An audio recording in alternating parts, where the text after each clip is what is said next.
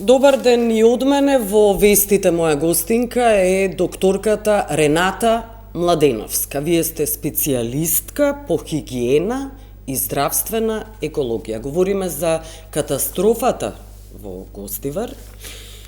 Она што е загрижувачки е што резултатите Институтот за јавно здравје се уште не ги соопштува. Има заболени над колку? 1000 луѓе, може би се и повеќе. Така, ви благодарам најнапред на поканата Благодарам да што сте гостувам. тука. Во државата, нашиот, тоест државен апарат, најверојатно му снимало батерии. Значи, тие батерии мора никој да ги смени. Што сакам да кажам, ќе почнам од самиот старт. Ние во центрите за јавно здравје, бидејќи доаѓам од институцијата Центар за јавно здравје Скопје, работиме по национални годишни програми за јавно здравје, кои што секоја година ги носи владата на Република Северна Македонија преку Министерството за здравство. Не знам од кои причини, во последните 2 години буџетот за овие програми за превентивна здравствена заштита се намалени. Ако се водиме по народната подобро спречити него лечити. Се разбира, превентивната медицина е многу, превентивно здравство е најважно. Така, да. Ако се водиме по таа народна, која што е и жива вистина, ние ја живееме сега таа реалност. Ние не спречивме, туку лечиме. Во болницата, како што кажавте, има 1200, може би има 1500. Сите не се пријавиле, се предпоставува тоа. Тоа се болнички постели или пријави на лекување. Не знаеме колку има што се лекуваат дома. Може тој број да биде многу поголем. Но не знаеме, да не шпекулираме. Апсолутно. Но е загрижувачки што има толкава бројка на заболени, што епидемија многу подоцна се прогласи. И дали е подоцна? Надлежните институции велат не е, навреме беше прогласена. Само да го цитирам доктор Никола Пановски, кој е проминентен стручњак, микробиолог, тој кажа дека подитно мора, пред неколку дена кажа, подитно мора да се прогласи епидемија. Така. И вие новинарите, како и ние докторите, комуницираме со колегите. Да. Имаме и роднини пријатели во Гостивар, затоа и го начнав тој податок како бројка, ние не знаеме колку има заболени, меѓутоа во разговор и со лекарите таму, меѓутоа и со населението, кажува дека ова трае многу поодамно. Да, некои шпекулираат со 10 дена, спекулации, меѓутоа да не се водиме на спекулации. Така е, меѓутоа времето ќе покаже. Сега, ако прогласуваме епидемија после 5 дена, регуларно, затоа што ние имаме ние имаме ние имаме пријави на заболени лица. И тие пријави не се проследени. Значи тие само се таложеле како тоа пријави. Тоа се ваши информации дека има заради тоа што надлежните институции велат дека се работи за 3 дена. За тоа ве прашувам. Без разлика и да се 3 дена. Значи ние во денот ако имаме над 200, 300, 500 пријави, и 40 да се пријави, и 20 да се пријави. Значи, ние мора да прогласиме епидемија. Зошто? Затоа што по дефиниција, според Закон за заштита на население од заразни болести, по дефиниција вели, ако има 2 случаи, само 2, и повеќе, тогаш треба да прогласиме епидемија. Независно од изворот, ние изворот на зараза го најдовме. Во ред ќе оставиме време, еве, да видиме дали од водата, дали од некој друг причинител. Зошто оставате време? Не сакам да кажам дека епидемија мора да прогласиме. Без разлика дали изворот сме го нашли. Пошто изворот може да не го најдеме. За колку време се наоѓа извор? И што ви значи тоа може изворот да не се најде? Значи, епидемиолозите, колегите епидемиолози спроведуваат епидемиолошка анкета. Добро. Таа анкета треба да ги наведе епидемиолозите каде е изворот на зараза. Ако констатиравме дека не е преку храна, ако констатиравме дека не е во некои локали, ресторани, кафичи таргетирано, тогаш имаме ние и друг случај, велиме можеби е водата за пиење, сега ја испитуваме водата за пиење, така? Резултатите уште не сме ги добиле, тоа е по надлежност на јавно обвинителство, тие побарале да се монстрира таму вода и ќе ги добиеме резултатите. Се надевам дека ќе ги добие и јавноста резултатите. Зошто? Ова е јавно здравје. Ние зборуваме за јавно здравје, ние не зборуваме за политики, за чувства, за емоции и така натаму. Институтот за јавно здравје вели дека обвинителството е надлежно заради тоа што обвинителството побарало вакви информации. Така е. Обвинителството бара информации, институтот е должен да ги спроведе и да ги каже, да ме прашам. Да, апсолутно, мора да ги каже. Затоа го потенцирам тоа дека ние зборуваме за јавно здравје. Да. Значи, ако во превентивна здравствена заштита не се заштитиме ние, затоа велам, овде не станува збор за политика, овде не станува збор за чувства, за ништо од тоа. Овде станува збор за јавно здравје. Многу е осетлива темата. И слободно ќе кажам дека се случува епидемија на територија на општина Гостивар. Тоа може да значи и епидемијата да се расшири и на другите околни. Зошто велите може да значи? Може што да подраспира тоа може да. Зошто би се расширила? Зошто би се расширила? Ние сега имаме епидемија на гастроентерит, така ја крстивме, затоа што изворот уште не сме сигурни дека е од ги чекаме резултатите, не знаеме дали е од водата. Не, ова интервју морам да потенцирам, го правиме порано. Така. И заради тоа можеби во текот на денот веќе ќе има резултати, но експертите велат и вие тврдите и вие велите дека требало порано да бидат дадени резултатите. Апсолутно. Сакам да кажам дека оваа епидемија ако не се спречи во најбрз можен рок, односно не се превземат и општите и специфичните мерки на превенција кои што до овој момент не ги гледаме. Зошто не ги гледаме?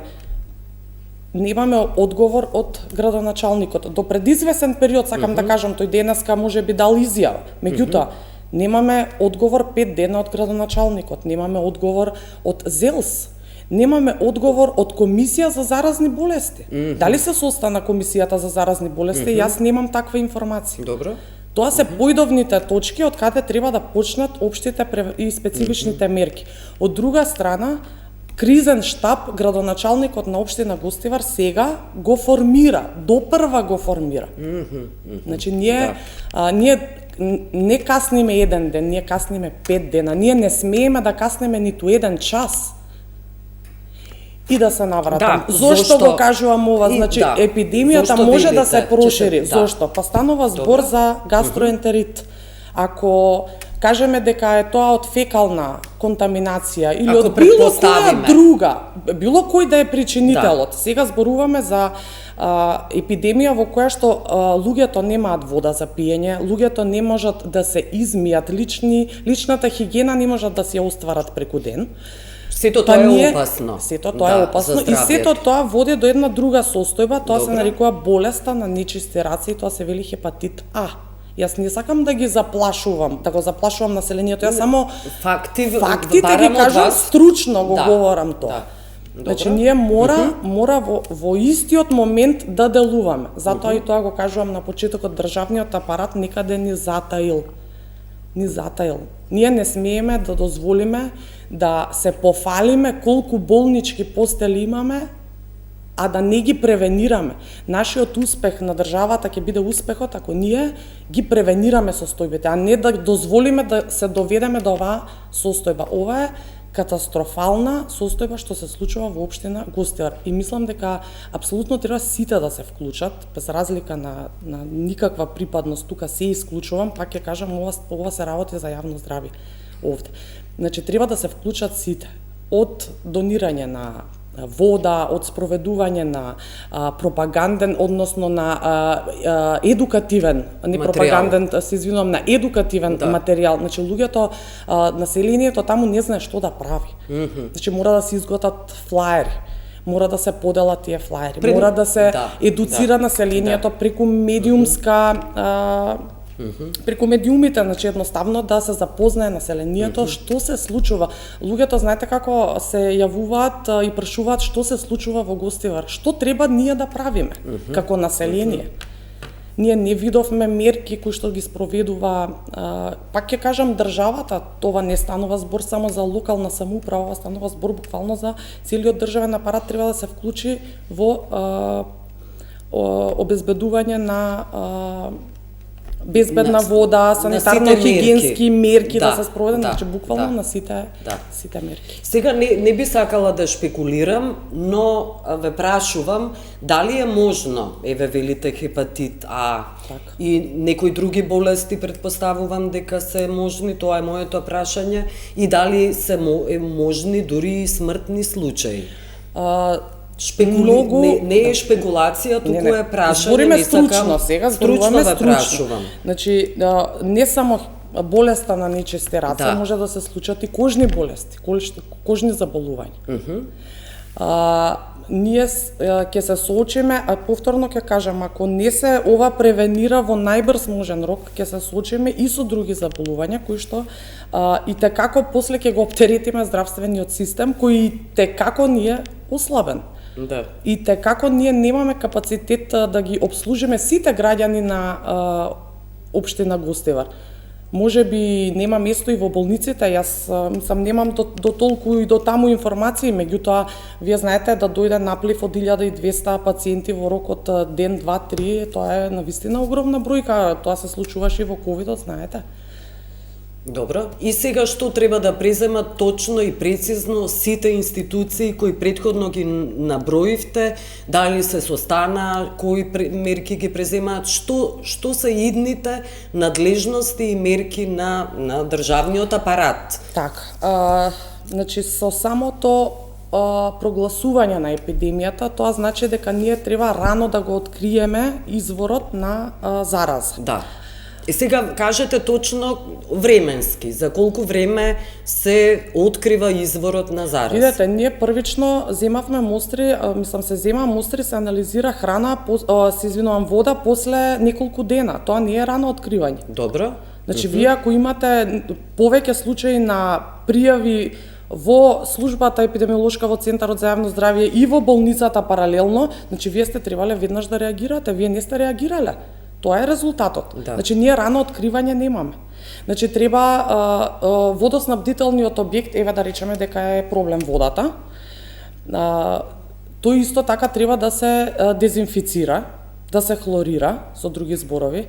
Вработените во водовод кои што работат околу водоснабдителниот објект, односно пумпите, се таму што има, тие исто треба да се проверат луѓе дали имаат направено санитарно-хигиенски прегледи. Значи, понатаму треба да се обезбеди вода за населението. Понатаму треба да се обезбеди едукативен материјал за населението. Треба да се состане кризниот штаб, односно да се формира истиот момент кога јас сега овие мерки што ги набројувам, сите се задоцнети. Да. Ништо од ова не е направено во реално и право време. Значи, ова го прават се отпосле. Значи, институциите навистина затаја, навистина не реагираа во прав момент и не дај Боже да се соочиме со поголеми последици, како што и ви беше прашањето дали е можно да има смртни случаи, секако дека е можно. Па од дехидратација сензитивни се вулнерабилните групи, тоа се доенчиња, новороденчиња, мали деца, стари лица, постарскиве домови, трудници, да. Бездомници.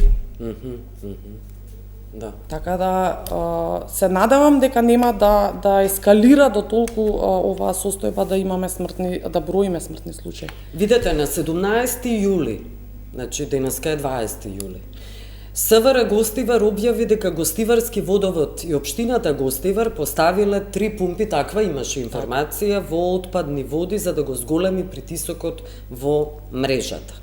17 јули Агенција за храна и вода забранува вода за пиење во Гостивар и забранува вода за пиење во Гостивар и не ги информираат луѓето дека ќе им биде веднаш доставена вода.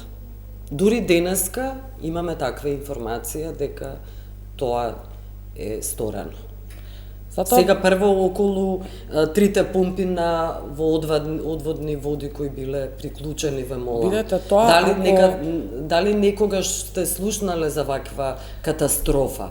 Видете, ова, ако е ова вистина, само ова е кривично дело. Да. Апсолутно е кривично Има дело. информација кога се приведени некои Така, да, и јас таа информација пред да дојдам ја слушнав, ја прочитав, дека некои се приведени и навистина тоа е кривично дело. Не мора да има одговорност. Ова е на ниво на биолошка војна, како да кажам.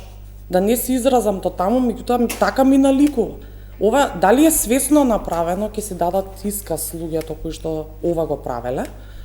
Меѓутоа е вон памет да приклучуваш техничка вода без разлика дали е техничка, дали е од Вардар, дали е независно од каде, во водоводна мрежа, каде што луѓето од таа водоводна мрежа пијат безбедна вода.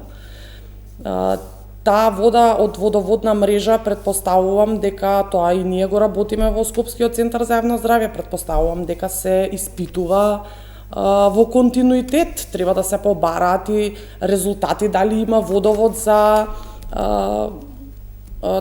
дали е монстрирана вода од водоводна мрежа, затоа што тоа се прави секој ден. Вие треба да обезбедите безбедна вода секој ден за граѓаните. Добро, околу соодветната опрема, лабораториите, дали имаме добри, ефикасни лаборатории, еве што се однесува до Институтот за јавно здравје, например? И зошто толку долго се чекат? Ги кажувам, еве, неколку дена се чекат. Дали можеби имаме или немаме соодветна апаратура, опрема, лаборатории? Конкретно за вода за пиење, сметам дека имаме соодветна апаратура. За колку време тоа се во Институтот за јавно здравје не можам да зборувам, затоа што не доаѓам директно таму, зборам сам во центарот каде што работам. Имаме. И за колку време може да се добијат резултати? Микробиолошката анализа се прави од 3 до 5 дена. Добро, не може порано? Не може. Затоа што се засадува на плочи и се чека микроорганизмите да пораснат. Тоа во Македонија или е пракса во било која земја? Било каде. Сега евентуално се микробиолозите повеќе знаат, можеби во некоја друга земја имаат подруги технологии, па некако побрзо добиваат резултати, кај нас е ова фиксно од 3 до 5 дена. Меѓутоа, независно резултатите за колку време ние ќе ги добиеме, ние имаме состојба која што неа третираме, едноставно не водиме грижа за граѓаните во општина Гостивар.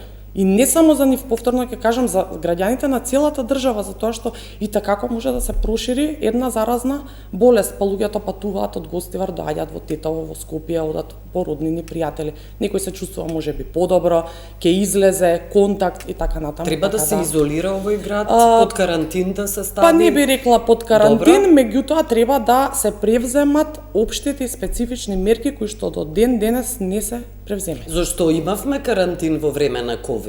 И тоа за воопшто дури и кога немавме заболени, беа преземани мерки. Заради тоа е моето прашање. Ќе видиме каков ќе биде текот на настаните и до каде ќе ескалира работата, заради тоа што јас пак ќе кажам, ние точната бројка на заболени не ја знаеме. Добро. Кога би ја знаеле точната бројка, можеби би требало и да направиме и односно да го затвориме градот, да биде карантин во општина Гостивар.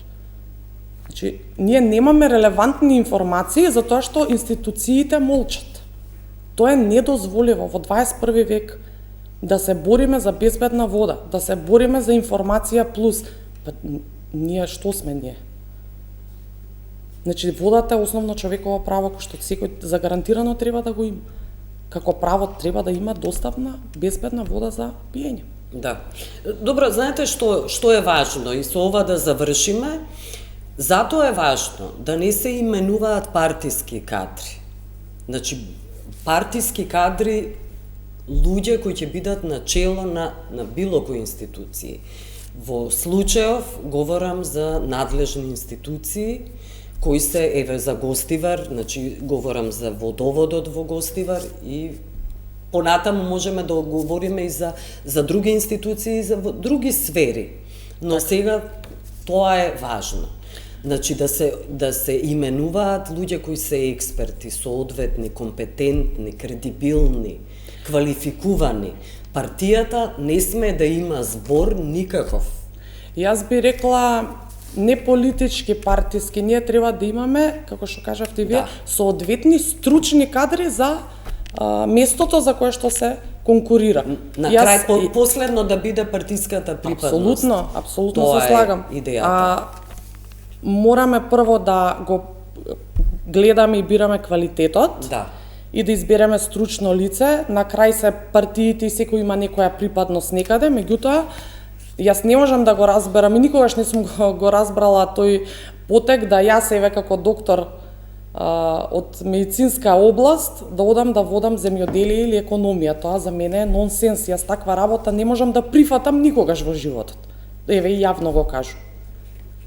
Значи ние не можеме необразован, нестручен кадар да ни ги води институциите и затоа доаѓа до вакви хавари.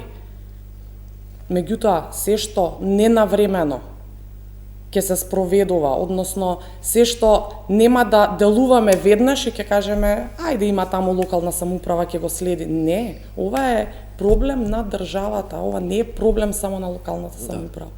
Така да, ако не се делува во најбрз можен рок, јас лично како стручно лице стравувам дека ќе имаме и некоја поширока епидемија. Да. Јас благодарам што бевте гостинка Рената Младеновска. Благодарам и на вас. Благодарам.